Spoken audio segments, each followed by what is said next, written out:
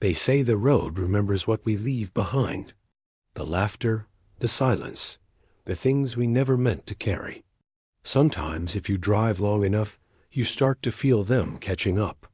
That summer, I drove across Kansas alone. No music, no company.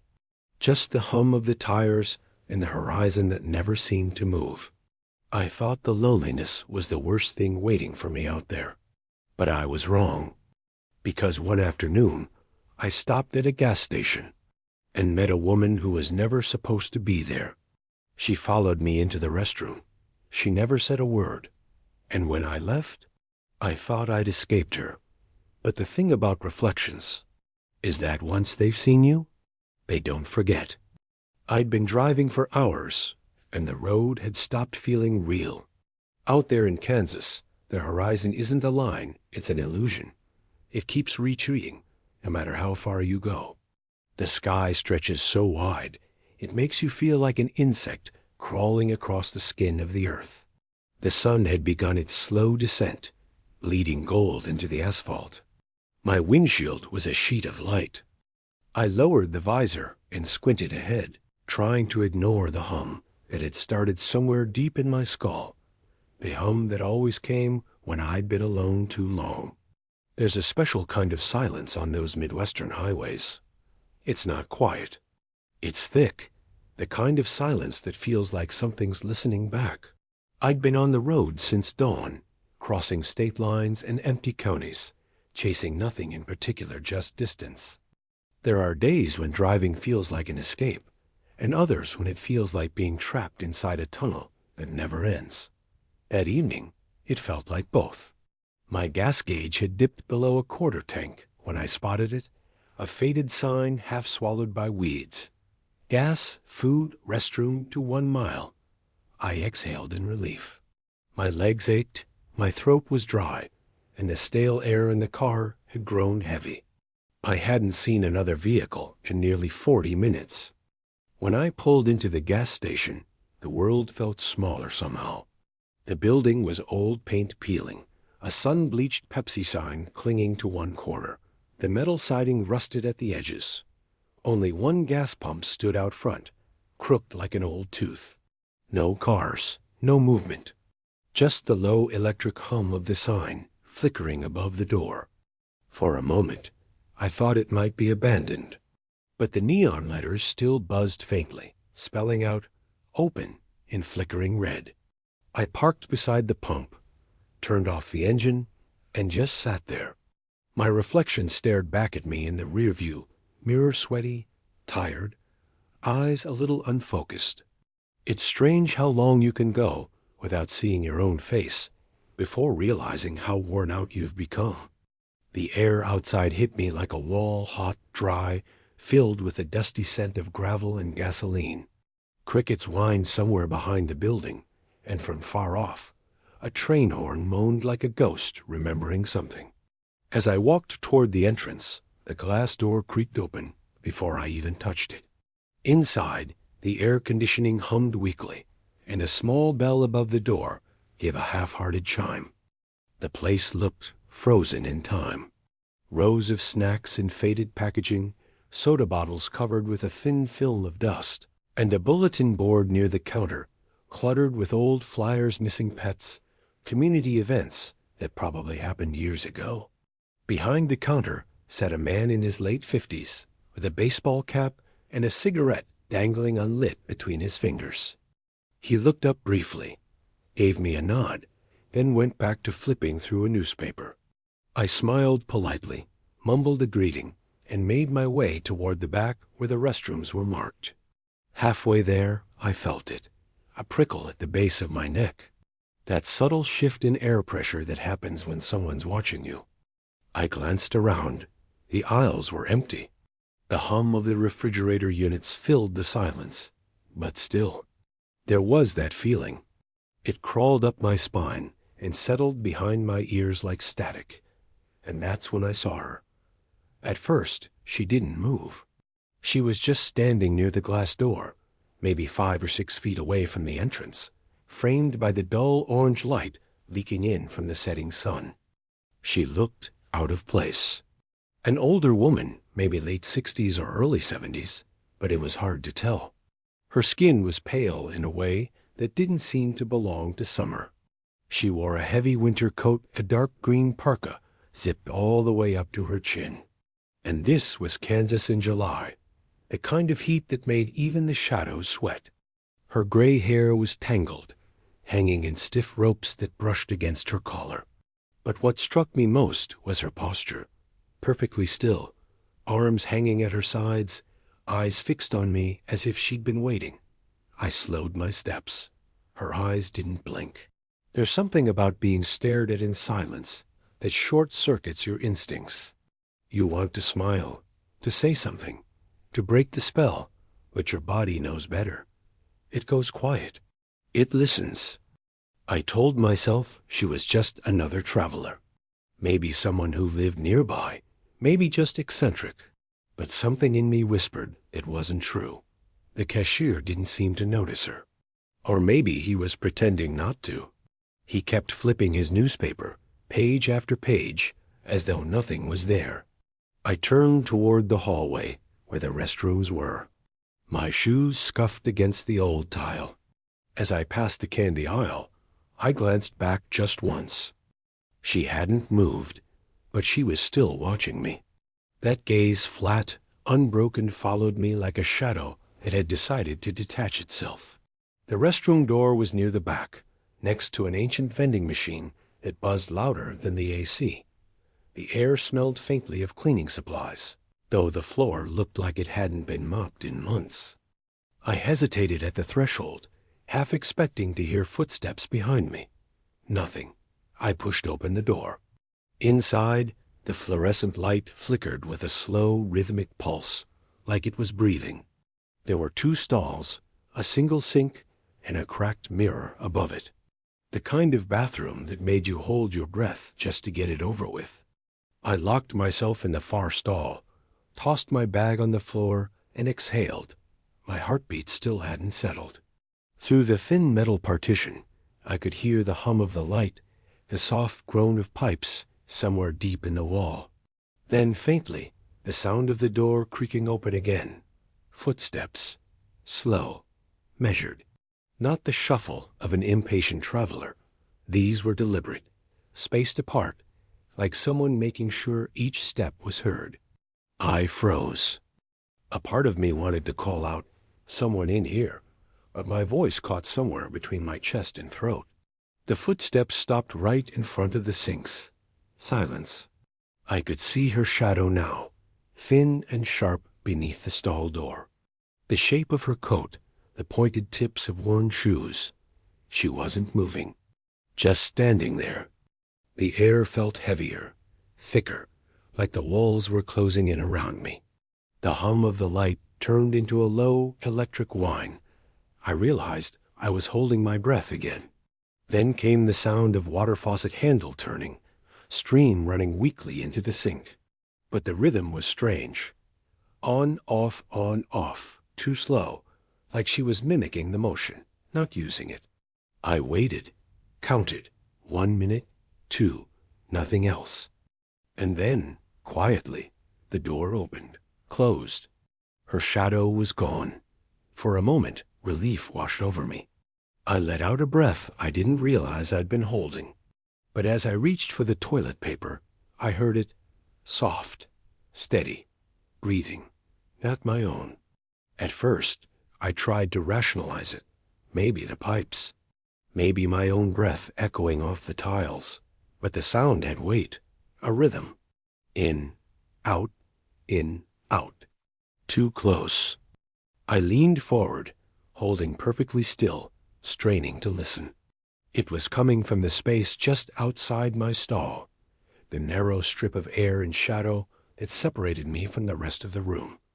I could almost picture her standing there, that coat brushing against the floor, her face inches from the stall door, listening. My throat went dry. The air was so thick it felt like breathing through cotton. I tried to stay calm. I'd watched enough crime documentaries to know that panic was the worst thing you could do. But my mind wouldn't stop painting images, her hand reaching slowly for the handle, her reflection in that cracked mirror, the faint gleam of something metallic. Then, a sound. The door. Opening. Closing. Footsteps retreating. The faint squeak of shoes fading into nothing. Gone. I waited another 10 seconds. Then 20. Then a full minute. Still, I didn't move. Something didn't feel right. The silence that followed wasn't empty. It was loaded. Like the quiet that comes after someone whispers your name. I pressed my palms to my knees, forcing myself to breathe evenly. 1, 2, 3. Then it came again. That same slow breathing. Not from the hallway this time. From right outside the stall. I bit my lips so hard I tasted iron. My heartbeat pounded so loud it drowned everything else out. She was still there. She had never left. And now she was pretending. I could hear her shifting her weight slightly. The faint rustle of fabric. The creak of a shoe sole on tile. The sound was small, but in that airless room, it might as well have been thunder. She stayed like that for what felt like forever. Just breathing. I stared at the bottom gap of the stall door, too afraid to move. The fluorescent light buzzed, flickering in pulses that made her shadow tremble on the floor. Every time the light dimmed, it looked like her shape leaned closer. There's a strange thing that happens when you're trapped like that. Your mind starts negotiating with fear. You tell yourself stories, small ones, just to survive the waiting. Maybe she's confused. Maybe she's harmless. Maybe this isn't about me. But none of it stuck. Because deep down, beneath all the logic, something primal was already screaming. That thing that lives in every human spine, the one that whispers your prey. Another sound broke through the hum. This time, it was faint but distinct, the metallic scrape of something brushing the floor. Like a keychain or a blade. The breathing stopped. Silence. The kind of silence that hums in your teeth. Then, very softly, the sound of fingers, slow, deliberate, dragging along the outside of the stall door. Not knocking. Not testing. Just tracing the edge. My vision blurred. My body went cold all at once, like blood had turned to ice water. Then, the door again. Opening, closing, footsteps fading. Gone. For real this time. Maybe. I waited longer than I've ever waited for anything in my life. 5 minutes. 10. My legs started to go numb. My breath came out shaky, uneven. When I finally stood, my knees almost buckled. I pressed my ear against the stall door. Nothing. I unlatched the lock with a trembling hand, inch by inch. The door creaked open. The room looked exactly the same. Empty, harmless, still. The faucet dripped once, twice. The mirror reflected only me. Pale, exhausted, eyes wide enough to hurt. For a moment, I thought maybe I'd imagined it all. Maybe it was just the exhaustion, the heat, the isolation of the road. I picked up my bag, slung it over my shoulder, and turned toward the door. That's when I saw the reflection in the mirror. Behind me, just outside the bathroom entrance. She was standing there again, waiting. At first, I couldn't move. It wasn't shock, it was something deeper. Like my body had quietly decided that if I stayed still enough, maybe she wouldn't notice I'd seen her. She stood there, framed by the half-open door. Same coat, same hollow eyes. But there was something different. Now her face wasn't blank anymore. The corners of her mouth were twitching, straining upward in what might have been a smile. Or something trying to remember how to be one. My reflection caught her better than my eyes could. In the mirror, her figure seemed sharper, clearer. The overhead light hummed. The air conditioning unit stuttered and wheezed, as if the entire building had stopped breathing for a moment. I took a step toward the exit. Her head tilted, just a few degrees, but enough to send a jolt through me. Her gaze locked on mine through the mirror. For one brief second, I was sure she saw not just me, But every thought I'd had in that stall, the fear, the doubt, the tiny desperate wish that she would just disappear. The sound came next. A soft metallic scrape. Her right hand, half hidden by the sleeve of her coat, was clutching something thin and reflective. When the light flickered, it caught the edge a knife or a shard of glass. I couldn't tell. She didn't raise it. She just held it there, close to her body, like it was part of her. The instinct to speak came too late. My mouth opened, but no sound followed. Instead, I turned. Slowly. The door to the restroom was only 6 feet away, but it felt like 100. Every step echoed too loudly, my shoes sticking slightly to the old tile. I didn't dare look directly at her. When I reached the door, she moved. Not fast, just a small shift, a half step forward. Enough for the coat to whisper against the floor. Her eyes never left mine. I gripped the door handle. My palm was slick with sweat. For a second, it didn't turn, as if the metal itself resisted me. Then it gave. The door opened with a soft sigh, like it was relieved to let me out. I stepped into the hallway. The sound of my heartbeat was the only thing I could hear. The store beyond was dimmer now. The cashier had disappeared, the front counter empty. A single fly buzzed lazily under the ceiling lights. Behind me, the restroom door stayed ajar, just wide enough that I could see the edge of her coat in the gap. I didn't wait to see more. I walked fast, then faster, until my shoes hit the rough welcome mat at the entrance. The bell above the door didn't chime this time when I pushed it open. The outside air hit me like a second shock. Still hot, but it felt alive. I gulped it down, stumbling toward my car. The gravel crunched too loud beneath my feet. Halfway to the driver's side, I glanced over my shoulder. The glass door of the gas station reflected the fading light. Through it, faintly, I could see her shape standing just inside the doorway, watching me, motionless. Something glinted in her hand. I didn't think, didn't breathe, just ran. I yanked open the door, slammed it shut, and locked it with both hands. My keys rattled against the ignition. For a terrifying second, the engine didn't catch the dry click of the starter echoed in my skull. Then the engine roared to life. Through the windshield, I could see her step out onto the cracked pavement. She moved slowly, as if gravity itself was heavier around her. The knife, or whatever it was, hung loose in her grip. I reversed so hard, the tires screamed against the gravel, swung the wheel, and shot back onto the empty highway. The mirror caught one last glimpse of her, standing there, still watching. As the station shrank into the distance, the road swallowed the world again.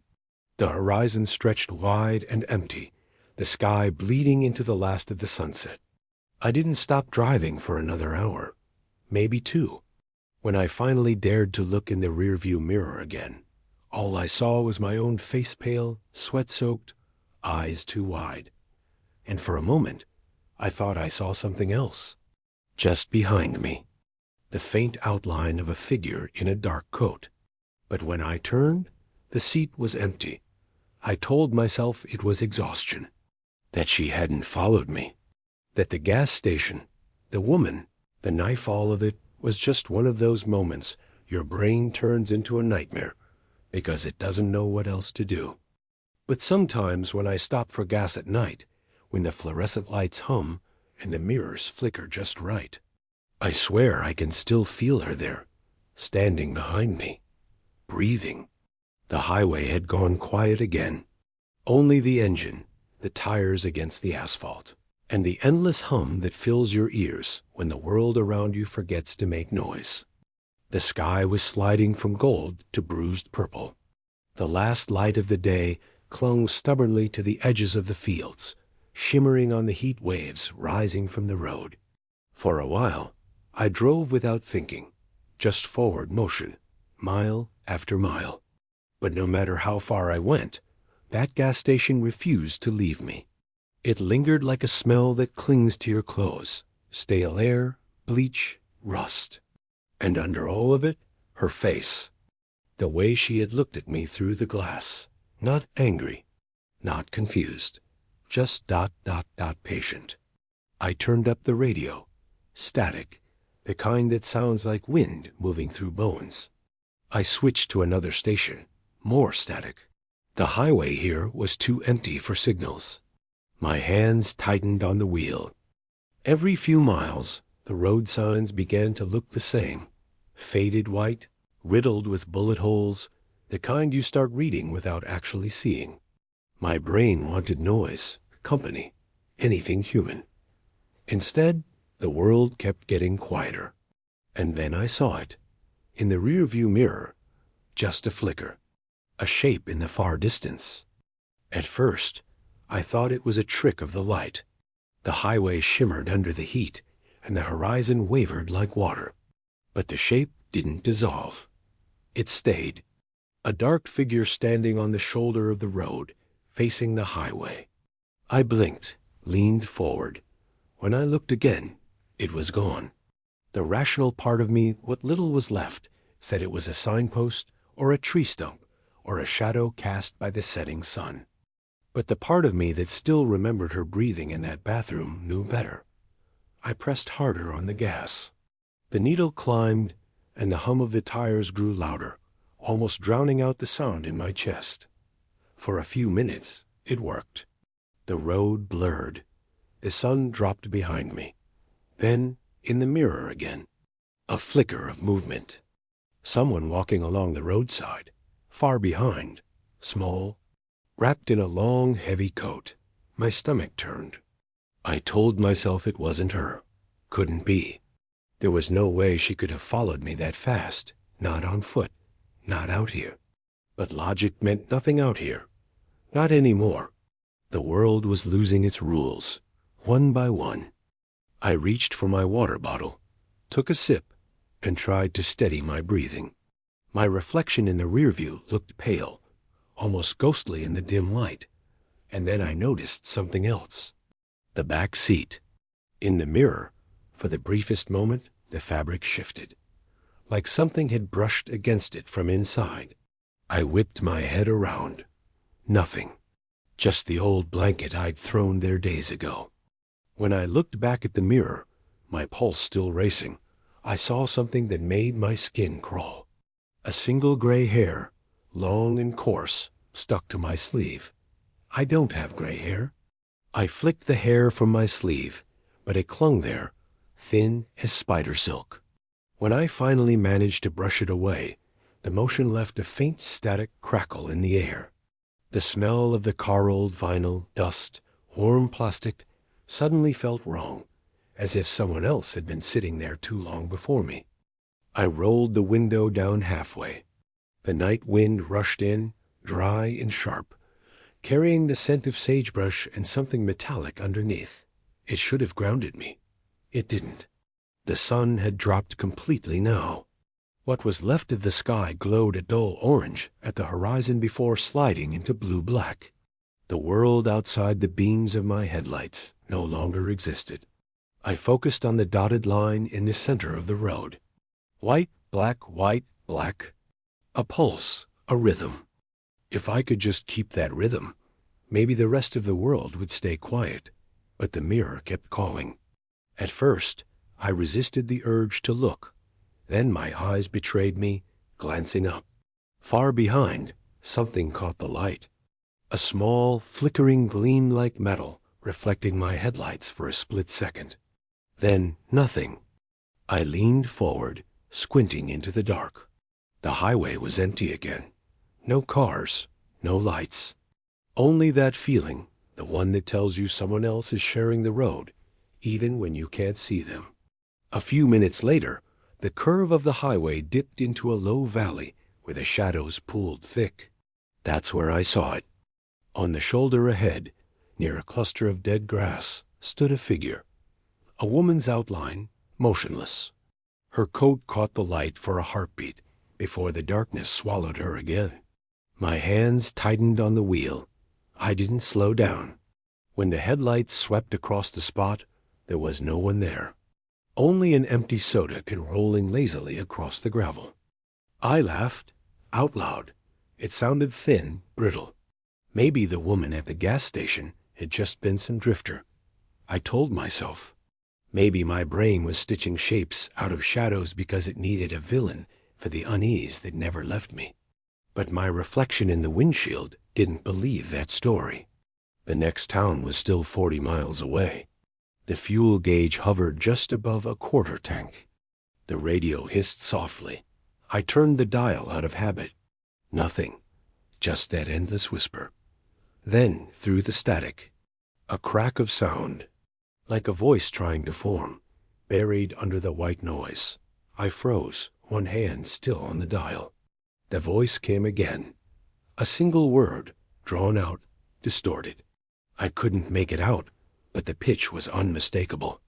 A woman's. The radio went silent. The engine hummed, the tires droned, the desert stretched on forever. And then, ahead, at the farthest reach of my headlights, something crossed the road. Slowly, deliberately. A shape wrapped in a long coat, the hem dragging across the asphalt. I slammed the brakes. The car jerked, tires screeching, the seat belt cutting into my shoulder. The figure vanished into the dark. For a long moment I sat there, shaking, staring into nothing. The world around me was silent again, as if it had swallowed the sound whole. I eased the car forward. The spot where she'd crossed was empty, no tracks, no dust, no movement. But in the rearview mirror, for just one breath, the red glow of my taillights caught something on the shoulder. A hand, gray skin, motionless. And then it was gone. I pulled off the highway at the first blue sign that promised a rest stop. A narrow road curved away from the main lane, swallowed by trees that leaned inward like they wanted to hide whatever waited inside. The lot was half lit by yellow lamps that buzzed and flickered. A single vending machine hummed against the wall of a small brick restroom building, its glass streaked with bugs. No cars, no trucks, just mine. I shut off the engine. The sudden silence pressed hard against my ears. After hours of movement, stillness felt unnatural, like the world had stopped spinning. For a minute, I just sat there, hands locked around the steering wheel. My knuckles were white. My pulse thudded in the narrow space between my ribs. I told myself to breathe, to get out, stretch, splash some water on my face, and keep driving. Simple. Normal. When I opened the door, the heat had faded into a kind of heavy coolness that clung to the skin. The air smelled of damp earth and something faintly sour, old trash, maybe. Cicadas screamed in the trees. I started toward the restroom building, gravel crunching under my shoes. Halfway there, I paused. The vending machine's glass was reflecting my car, the lights of the highway beyond. And something else. A shape standing near the edge of the lot. Still, watching. I turned fast. Nothing. Just the shadows between the trees. But the reflection had been clear. Too clear. I forced myself to keep walking. My footsteps echoed off the brick walls. The restroom door creaked as I pushed it open. The fluorescent light buzzed alive. Inside, the air was cool and stale, the same gray tiles. The same weak mirror light that made every face look a little sick. I stared at my reflection, sweat on my neck, dust on my cheek, eyes too wide. It didn't look like me anymore. More like someone who'd been awake too long, staring into the dark too long. Water splashed from the faucet, cold against my hands. I let it run. For a moment, the sound steadied me. Then a new sound joined it. Tap, like a knuckle on glass. Soft, deliberate. It came from behind me. I looked up. The mirror was fogged from the humidity, streaked with thin scratches. Through it, faintly, I could see the vending machine outside. And in that reflection, just beside my car, stood a woman in a long coat. The hood was down this time. Her hair hung wet and matted across her shoulders. glinting silver under the flickering lights. She wasn't moving. She was facing the restroom door, facing me. I spun around. The lot was empty. The night hummed. When I looked back at the mirror, the reflection was empty too. Only the faint outline of condensation remained where she'd stood, a human shape fading slowly from the glass. I backed away, my hands still dripping water. The sink hissed behind me.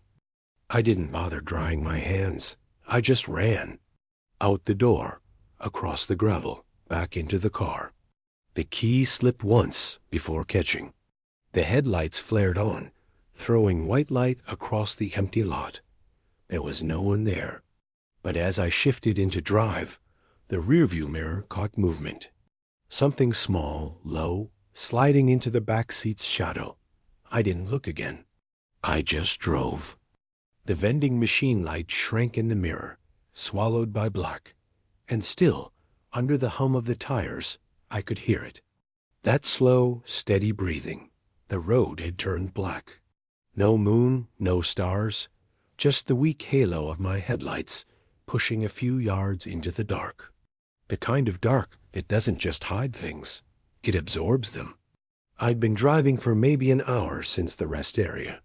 The air in the car had gone stale again, heavy with the scent of hot plastic and fear I couldn't shake off.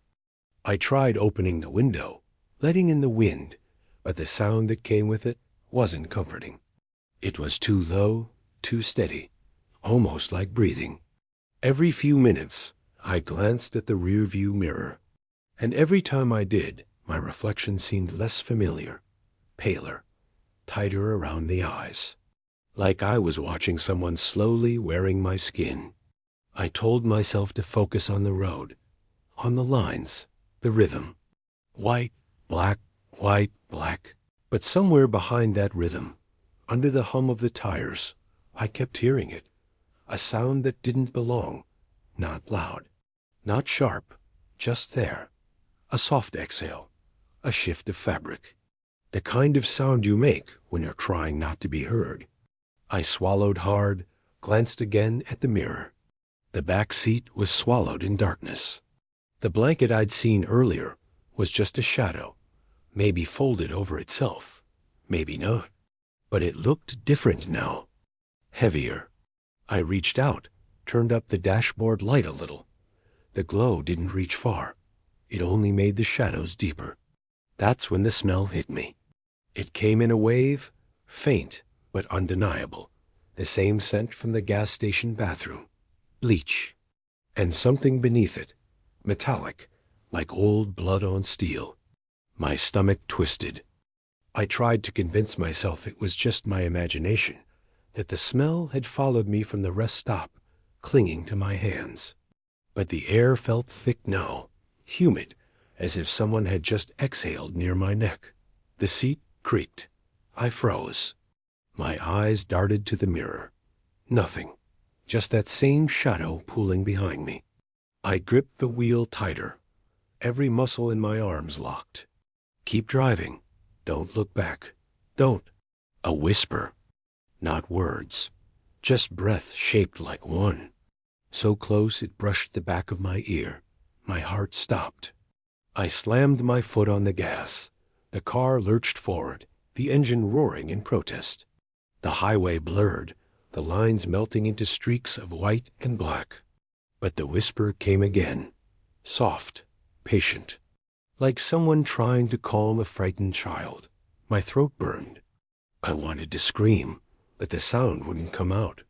All I could do was stare at the mirror. And then I saw her. For half a second, no more, the reflection caught the outline of a face in the back seat. Gray skin, eyes too wide, mouth slightly open, as if she'd been there all along, breathing the same air I was. The headlights flickered. When they came back on, the seat was empty again, but the smell stayed. And so did the sound. That steady, impossible breathing, in time with mine, almost like it was waiting for me to stop. The road stretched on, but the world felt smaller now. The air inside the car had turned dense, like I was breathing through water. Each inhale scraped the back of my throat. The gas gauge had started to sink toward empty.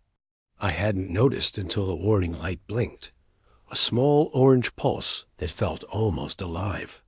I'd been driving with both hands locked on the wheel for so long that my fingers ached. The radio was still on, but it wasn't playing anything. Just a low hum. Not static anymore, something slower, deeper. It pulsed. Every few seconds, it rose, then faded, like a distant heartbeat. Or maybe it was mine, echoing through the speakers.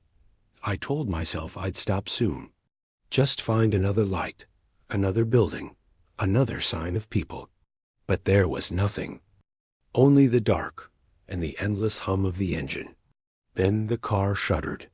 A small, dry cough from under the hood. The steering wheel jerked once, hard, as if something had pulled it from below. The hum faltered. "Come on," I whispered. "Not now." Another cough. A sputter. The headlights dimmed, then flickered back to life, weaker this time. The speedometer needle trembled and dropped. I eased my foot off the gas, heart pounding. The car rolled forward another 100 feet before the engine died completely. Silence. Not even the tick of cooling metal. Just the wind, soft, steady, pressing against the glass. I tried the ignition again. Click, click. Nothing. My chest tightened. I could feel my pulse beating against the seatbelt. Outside, the night had thickened. The darkness was heavier than before, almost physical.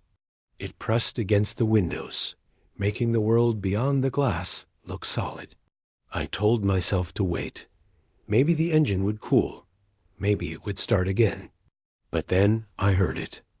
A sound behind me. Not inside the car, outside. Soft, deliberate steps on gravel. Slow, approaching.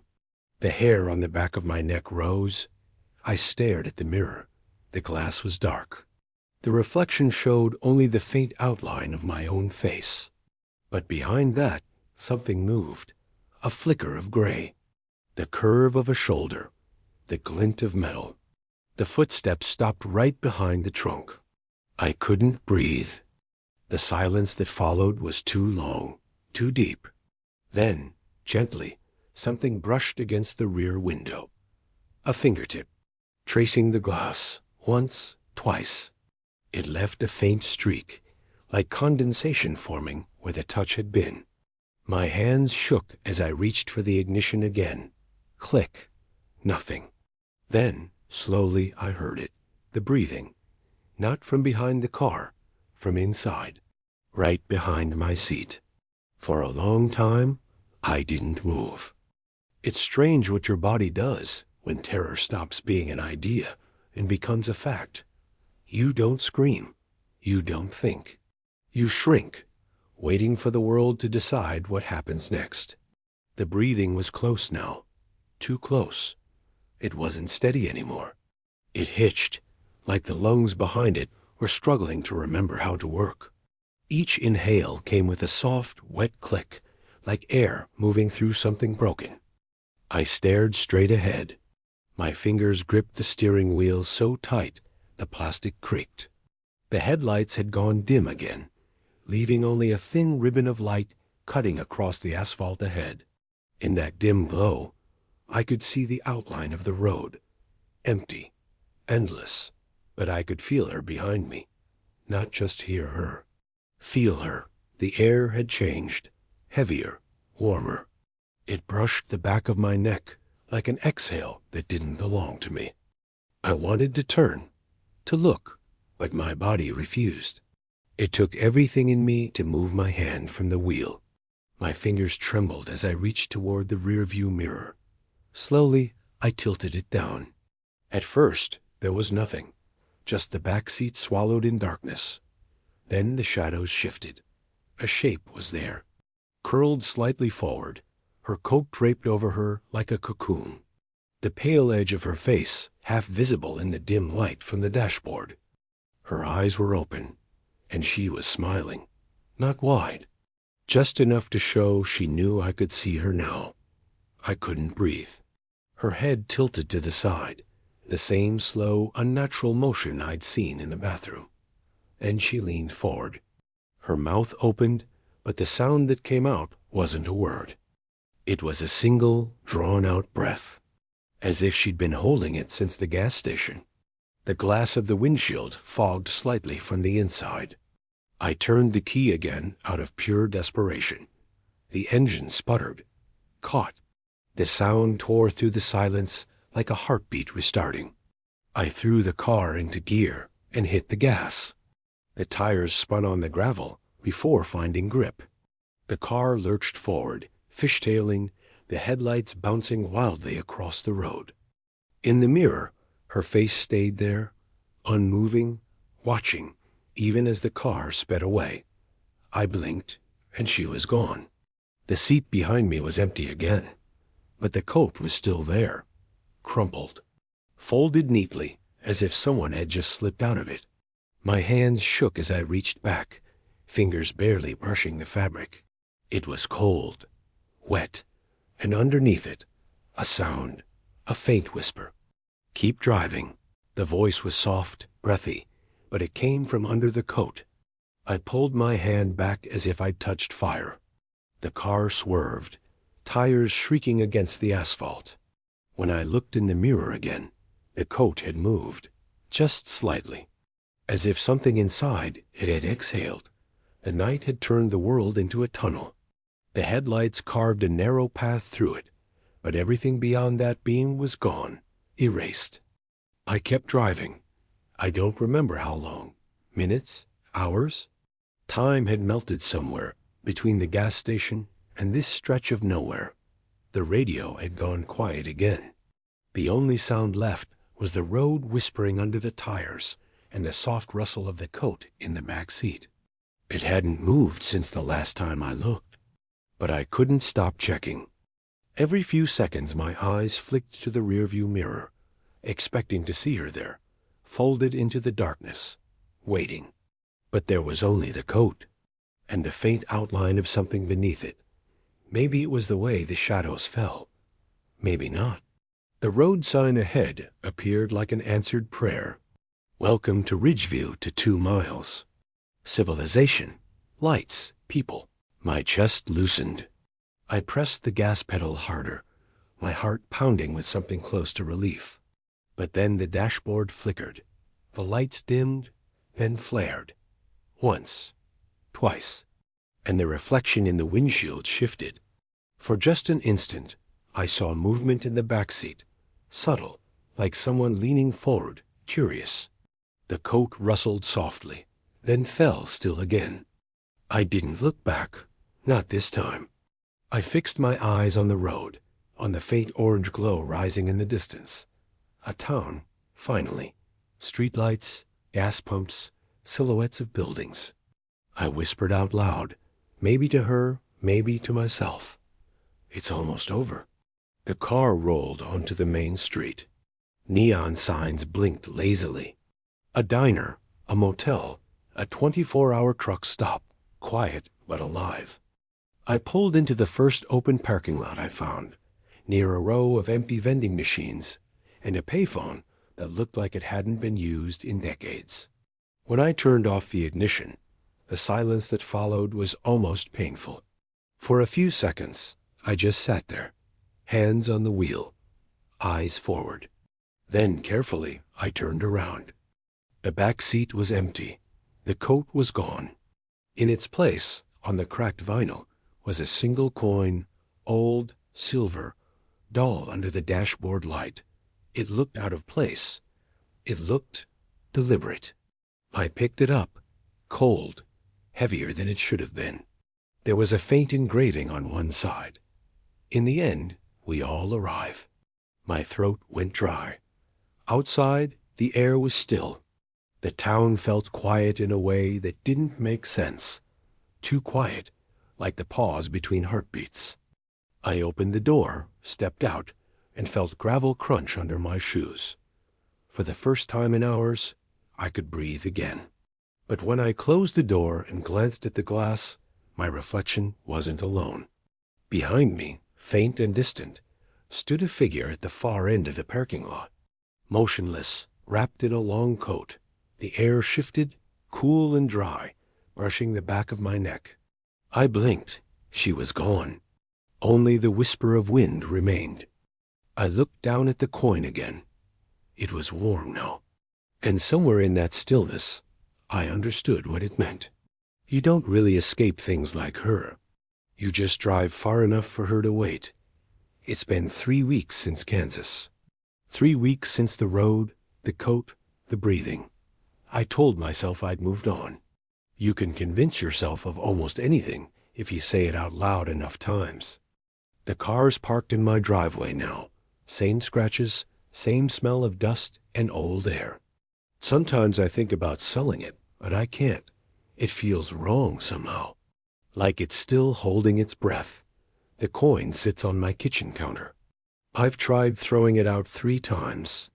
Each morning, it's back, right where I left it. At first I thought I was forgetting. Maybe I dropped it in my pocket without realizing. Maybe it was superstition, fatigue, memory collapsing on itself. But yesterday, I found it inside my coffee mug. Perfectly centered.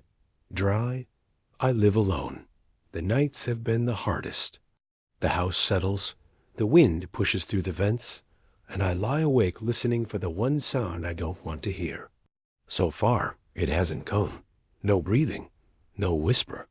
Just the quiet hum of the refrigerator and the tick of the clock.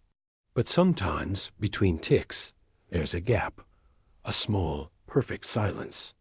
And in that silence, I swear I can hear her coat brushing the floor. Last night, I turned on every light in the house. Sat at kitchen table. The coin glinted under the bulb, its edge catching the light like a pulse. I picked it up. It felt colder than it should. On the other side, opposite the words I'd seen before, there was a new mark. A single line, curved slightly, like a half smile. It hadn't been there before. I dropped it. The sound it made when it hit the tile was wrong. Not a clang, not a ring, more like a breath, leaving a body. The coin spun for a few seconds, then stopped, facing upward. In the end, we all arrive. The lights flickered. The air in the room shifted, thick and still. And for the first time since the road, I heard it again. That slow, patient breathing. Not loud, just there, behind me. I didn't turn. I just closed my eyes and whispered, "I know you're here." The air exhaled back, gentle, almost kind. Then the lights went out. When the lights went out, I didn't move. The hum of the refrigerator stopped. The ticking clock fell silent. Even the house seemed to hold its breath. Only the faint glow from the window remained. Moonlight, pale and fragile, brushing across the kitchen tiles. The coin was still there on the floor. It gleamed softly, as if it had learned to breathe on its own. I should have been terrified. But terror had burned itself out weeks ago. What was left now was quieter, a kind of tired acceptance. I reached for my phone. The screen refused to turn on. Dead battery. In the dark gloss for a second, I thought I saw my own reflection, but the outline was wrong. The shoulders sloped differently, the head tilted just slightly to the side. I blinked. It corrected itself. My reflection looked normal again. I turned toward the hallway. The air there was cooler, dense. Moonlight pooled along the wooden floor, leading toward the bathroom. Every mirror in that house had been covered since the night I came back. Old sheets, towels, whatever I could find. Except one, the small one above the bathroom sink. I'd forgotten about it. Or maybe I hadn't. Something about the air pulled me forward. Each step was slow, soundless.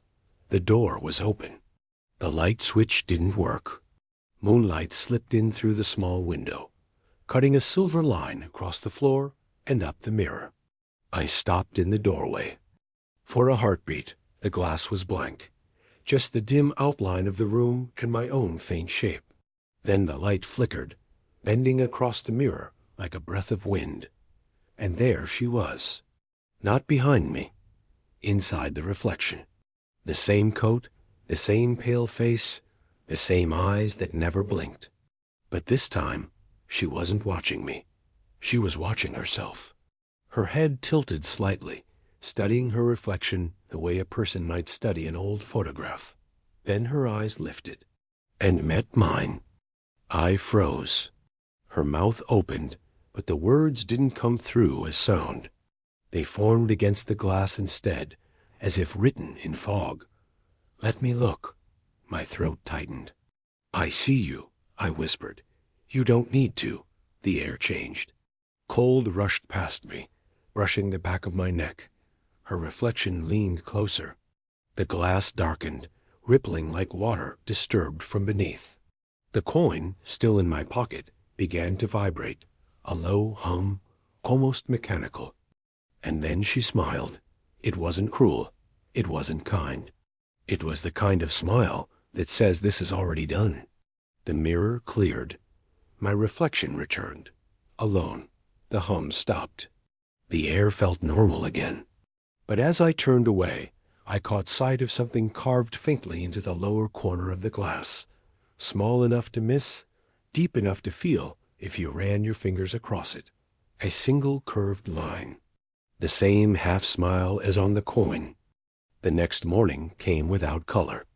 Just gray light seeping through the blinds. The kind that makes every object look uncertain, like it hasn't decided to exist yet. I hadn't slept. The mirror in the bathroom was still uncovered, and I hadn't gone near it again.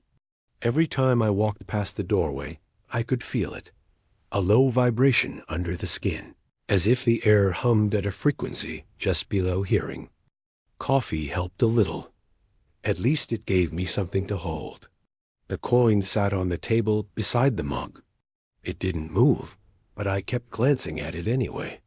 It caught the light differently now, bending it, as if the metal wasn't flat anymore, but slightly curved inward. A shape that pulled things toward it. I took a picture with my phone. When I checked the image, the coin wasn't there. Just an empty tabletop. That was when the refrigerator started humming again. Not the usual buzz. This was slower, rhythmic. A pattern. 3 short tones. 2 long. 3 short. I stared at it. The sound repeated, perfectly. I stepped closer. The surface of the door was stainless steel, dull and cold. For a moment, it reflected me. Tired eyes, pale skin, the cup in my hand. Then the reflection blinked.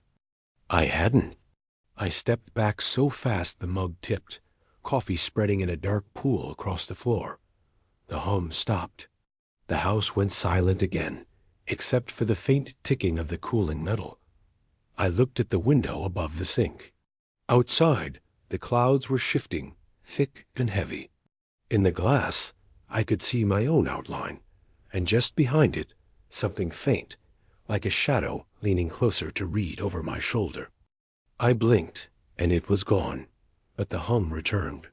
This time, it wasn't coming from the refrigerator.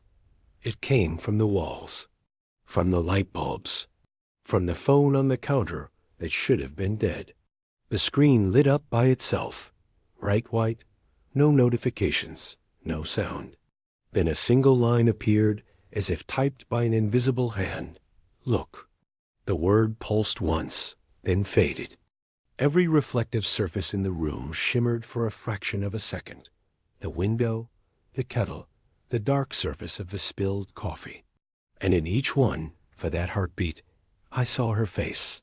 Not solid, not even present, just light remembering her shape. Then everything went still. I was alone again. But when I lifted the coin, there was a new engraving on the edge, small enough to miss unless you held it to the light. Every signal returns. By evening, I'd made a decision. No more reflections. Every mirror came down. Every frame with glass went into a closet. I draped blankets over the television, turned off the phone, pulled the plug from the laptop. For a few minutes, it helped. The house looked smaller, softer, like a place without edges. Silence returned, not peace, just the quiet before something else remembers you. I tried to read, but the page kept trembling.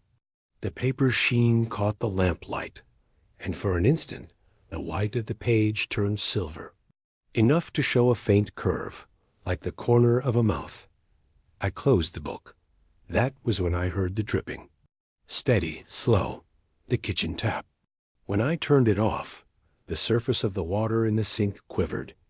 A tiny, perfect mirror. And in it, two eyes that weren't mine. I backed away. The water rippled, broke, settled. Only the ceiling stared back. I filled a towel, threw it over the basin, sat on the floor until the air stopped shaking. For a while, nothing happened. The night stretched thin. The hum in the walls went quiet.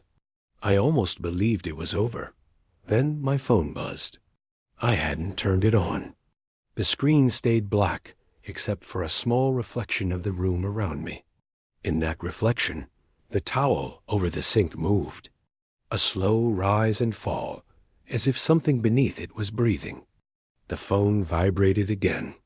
A notification appeared for half a second. Camera active. Then the screen went dark. I set it face down, but the black glass of the table caught the faint glow. Within the reflection, my own outline sat perfectly still. But my reflection's hand lifted the phone. I didn't. The table went opaque, light draining from it like ink spreading backward. I whispered, "What do you want?" The air answered with a whisper. It wasn't sound, just movement. From somewhere deep in the house came a soft click, like a door unlatching itself. When I looked up, the hall beyond was darker than before. The air shimmered, faint, as if a thin sheet of glass now stood between me and the rest of the world. I touched it. Cold. Smooth. The surface of something that shouldn't be there. My reflection met my hand from the other side. For a heartbeat, the barrier vanished, and all I saw were her eyes. Then the room exhaled. Light returned. The glass table showed only me again, alone, hand pressed to its surface, coin glinting beside it. Its edge bore another mark, now tiny, perfect. A small circle, unbroken. I knew what it meant. There wasn't an outside anymore. Only the reflection. The air felt different after that night. Not colder, not heavier, just thinner. Like the house had been hollowed out and filled with breath that wasn't mine. I didn't sleep. Every surface in the room held a trace of light, a faint silver sheen, as if the walls had learned how to remember reflections. I kept the coin beside me on the table. Its new engraving, the circle, seemed to catch the faintest pulse, slow and steady, like a heartbeat waiting for its next line. Morning came, or something close to it. Gray light leaked through the blinds, but it felt borrowed, as if the sun outside had already set somewhere else. I told myself I would leave, sell the house, start over. But even as I thought it, I knew it wouldn't matter. You can change the walls. You can't change the mirror that lives inside you. The hum returned, soft and steady. Not from the walls this time, from the air itself. I turned the coin in my fingers. For the first time, it felt warm. The reflection in the window moved before I did. It smiled faintly, the same tired, knowing curve. Then it lifted its hand, my hand, and pointed toward the hallway. The door at the end of it was closed, the one I'd heard unlatched the night before. I stood. Every step felt both too long and too short, like the floor was stretching and folding at the same time. When I reached the door, the handle was cold. I hesitated. Some part of me knew that opening it wasn't about leaving the room. It was about stepping into the version of it that had been waiting, just a fraction of a second behind. The hum deepened, vibrating through the wood, through my ribs. I pressed the coin into my palm and turned the handle. The door opened onto light, not bright, soft, silver, endless. It wasn't another place. It was the reflection of this one, perfect and inverted. Everything gleamed faintly, as if coated in dew. And standing there, just a few feet away, was her. Not ghostly, not monstrous, just quiet. The coat hung loose at her sides. Her hair was still, her face calm. She looked at me like someone looking in a mirror for the first time, and finally recognizing what they'd become. The hum stopped. For the first time in weeks, silence was complete. She lifted her hand. I did the same. Our fingers aligned glass to glass, though there was none between us now. Then she mouthed something. 3 words. I couldn't hear them, but I understood. You brought me. The light pulsed once gentle, like the closing of eyes.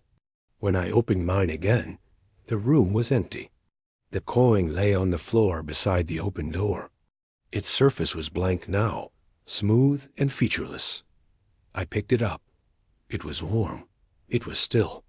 In the window's reflection, the room behind me looked the same, except for one detail. A coat hanging neatly on the chair. My chair. I turned. The chair was empty, but the coat remained in the glass. And I realized that was enough. Sometimes what crosses over doesn't need to stay. It only needs to be remembered. It's strange what silence can do after a haunting. You start missing it, not because it's peaceful, but because it's proof that something hasn't returned yet. After the night of the open door, the house stayed quiet. Days went by in a kind of gray rhythm, coffee, sunlight, sleep that never lasted. I worked, I ate, I told myself it was done. But the mirrors, they started reflecting differently. The kitchen window no longer caught the trees outside. Instead, it reflected the hallway behind me. Even when I was standing in front of it, the physics didn't make sense. Light doesn't bend like that. That's when I decided to start recording. Not video, just sound. The phone's microphone was enough. I'd set it down at night, hit record, and leave it running until morning. The first 2 nights, nothing. Just creaks, wind, the distant hum of the refrigerator. The 3rd night, I heard breathing again. Not steady, hesitant, as if whoever it belonged to was trying to remember how. I played it back over and over. Each time, it seemed to change. Like the sound was reacting to being listened to. I began labeling the files. Reco1.wav, silence. Reco2.wav, same. Reco3.wav. Reco4.wav, something else. That 4th recording didn't start with sound. It started with my voice. Testing ... 1.2. Then right after, a faint echo. ... 2. ... Perfectly timed, perfectly human. But I hadn't said it twice. I checked the waveforms. The echo didn't align with reverb or delay. It was a separate voice, sitting just a fraction of a second behind mine. When I slowed the audio down, I could hear more beneath it, a whispering rhythm, like someone mouthing along with my words. I stopped recording for a week, but the silence in the house changed again. It wasn't empty anymore. It was watching. Light behaved strangely. My shadow didn't always follow my body. Sometimes it hesitated before catching up. Last night, I set up the recorder one final time, not to test, not to prove, just to ask. I sat in front of the mirror. No candles, no lights. Just me and the glass. I hit record. Why are you here? The silence that followed was long, too long. Then a breath, deep, shaky. And then my own voice answered. You called me. I didn't play the file again that night. I just sat there, staring at the dark screen of the phone, waiting for the world to start feeling real again. It didn't. When I finally listened to it the next morning, my hands shook so badly that I nearly dropped the phone. The playback began the same way. My voice, quiet and tired. Why are you here? Then silence, then breathing. And then my own voice answering. You called me. But there was more this time. Underneath those words, faint as static, came another line. I couldn't hear it clearly until I slowed the audio down to half speed. You called ... and I answered. It wasn't a threat. It sounded almost grateful. I sat there for hours, looping that section. My voice layered with hers until they blended, until I couldn't tell which was which anymore. By the fifth listen, the tone of the echo had changed. It wasn't just following my speech. It was predicting it. When I whispered hello, the voice set it a heartbeat before I did. I closed the file, deleted it, or thought I did. That evening, the phone lit up by itself. A new file name appeared at the top of the list, RECO5.wav. I hadn't recorded anything. The timestamp showed it had been created while I was in the shower. I pressed play. The first sound was water running, then footsteps. Slow, barefoot, crossing tile.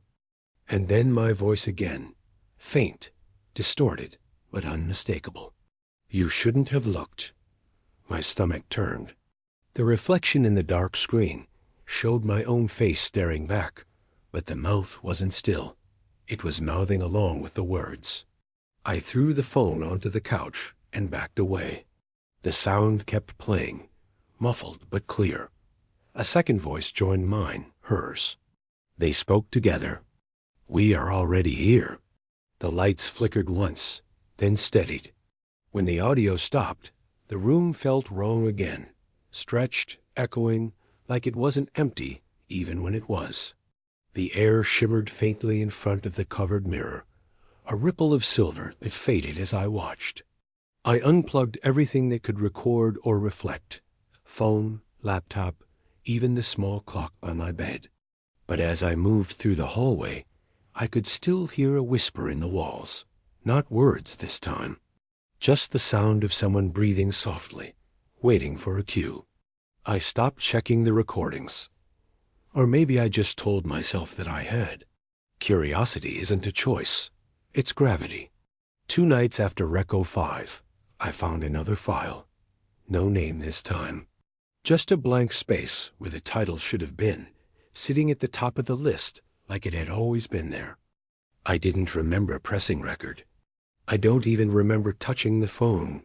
But it had a duration, 7 minutes, 26 seconds. My thumb hovered over play for almost a minute before I gave in. At first, there was nothing. Then the faint creak of floorboards. A door opening, closing. The sound was unmistakable. It was the door to the room at the end of my hall, the one I hadn't opened since the reflection. A woman's voice whispered my name, soft, almost tender. You shouldn't have stopped listening. I froze. The words were followed by a low hum, that same resonance that used to fill the house, but now it came from inside the recording. The tone shifted slowly, resolving into rhythm, into breath. Then my own voice spoke. Where are you? Silence. Then her again. Behind you. I paused the audio instantly. The room around me felt wrong, heavier on one side, like gravity itself had tilted slightly. I turned, expecting the ordinary. The same couch, the same curtains, the same stillness, but the shadows had rearranged themselves. My own silhouette on the wall was doubled. 2 outlines overlapping, one slightly delayed. When I raised my hand, the reflection followed half a second too late. I backed away, heartbeat thudding so hard it blurred my hearing. I turned on every light, every lamp, every bulb. The shadows didn't disappear. They just grew sharper.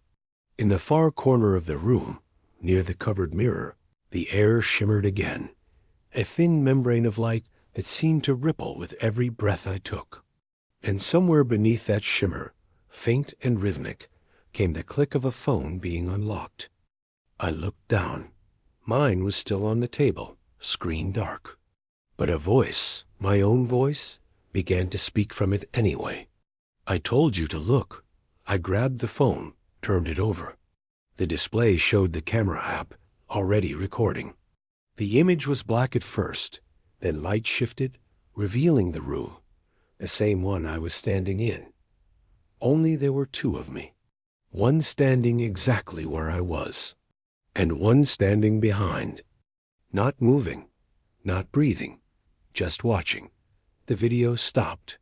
When the screen went dark, the reflection stayed. At some point, the recording stopped belonging to me. I'd wake up and find new ones, waiting, same device, same timestamp, always 7 minutes long, always perfectly 7. I tried deleting them. They reappeared. I turned off the phone, left it in another room. Each morning it sat on my nightstand again, battery full, screen faintly warm. The newest file began before I pressed play. The waveform moved on its own, as if the sound were already happening somewhere, and the phone was only catching up. The first noise was my chair sliding across the floor. Then my voice. I haven't said this yet. I stopped the playback, heart climbing into my throat. The sentence echoed around the room anyway, not from the phone, from behind me. I turned. The space was empty, but the sound of my own voice continued, calm even. You'll turn now. You'll look. You'll see nothing. Then you'll read this. I looked back at the screen. The subtitles app had opened by itself, words scrolling across it one by one, keeping pace with what I was hearing. It's only a loop if you keep listening. I whispered, then what happens if I stop? The text answered before the sound did. You won't. A tremor ran through the air, like the whole room had shivered. The lamps flickered in perfect sync with the rhythm of my recorded breathing. I switched the phone off. The light from the screen faded, but the reflection of it stayed hanging in the glass of the window. A phantom rectangle, still playing, even though there was nothing to project it. In that reflected light, I could see myself.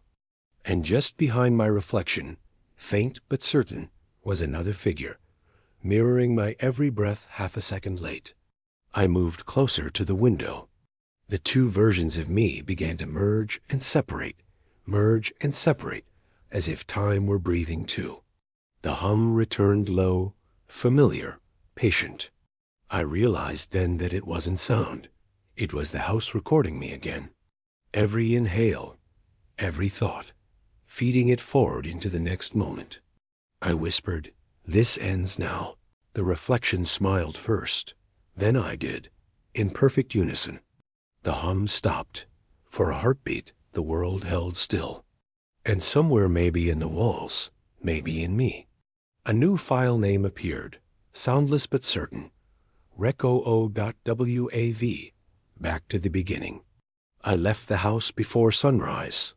No bags, no plans, just keys, the car, and the coin that refused to stay behind. The road was empty, pale silver under a sky that hadn't decided to be morning yet. For the first time in months, I didn't look in the mirror. I couldn't. Miles passed. Gas stations blurred into one another, faceless and harmless. The hum of the tires sounded almost like breathing, but I kept reminding myself that this was normal, that engines breathe, too. I stopped in a small town, somewhere east of nowhere. Main Street was waking up, bakery lights flickering on, a truck unloading crates, a dog nosing through the fog. I bought coffee and sat by the window. The glass in front of me showed the street behind me, not my face, just movement, the living rhythm of a place that didn't know my story. It should have comforted me. Instead, I felt the old static press against the edge of thought, the sense that someone else was practicing my every gesture half a beat late. When I lifted the cup, I heard it again. Not sound exactly, more like the memory of sound. A whisper that filled the space between breaths. Keep going. The words didn't come from outside. They rose through the coffee's surface, a shimmer of reflected light, forming syllables that vanished when I blinked. I laughed softly, the way you do when something impossible feels too small to fear. Then I reached into my pocket. The coin was still there, Only now both sides were blank, no circle, no writing, just a mirror finish so faint it caught the sky instead of me. I held it up to the window. For an instant, the two reflections coin and glass aligned, and the world seemed to fold inward. The street outside fell silent. Even the wind stopped. Then the moment passed. A truck rumbled by, breaking the stillness, and everything was ordinary again. I finished the coffee, left a tip, and walked out into the morning. The sun had risen, soft and amber. My shadow stretched ahead of me in the light, moving exactly when I did. Perfect sync. For a while, I let myself believe that was enough, that the reflection had finally learned to stay where it belonged. But as I passed the window of a parked car, something in the glass caught my eye. A faint outline, a figure standing behind me, patient as breath. When I turned, there was nothing. Just air. Just light. I smiled anyway. Some echoes don't fade. They follow quietly, learning the shape of every new silence, waiting for the next reflection to open. And somewhere in the thin hum of the morning, I thought I heard a familiar phrase, low and certain. In the end, we all arrive. The house stood empty for months, maybe years. The listing online said, unoccupied, but the neighbors said lights sometimes came on at night. Just one, in the kitchen, burning until dawn. When the new owners finally arrived, they found the place clean.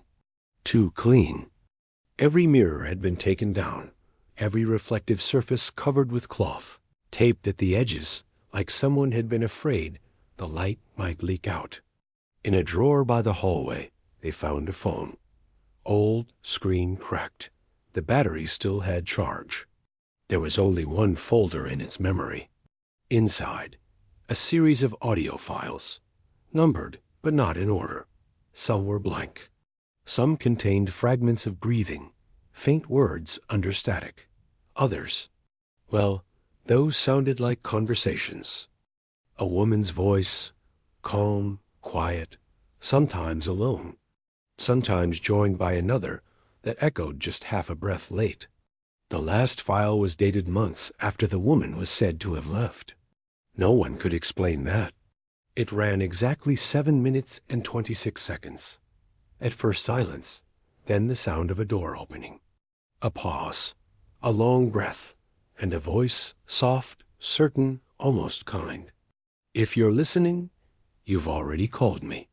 Then the hum began. Low, steady, familiar.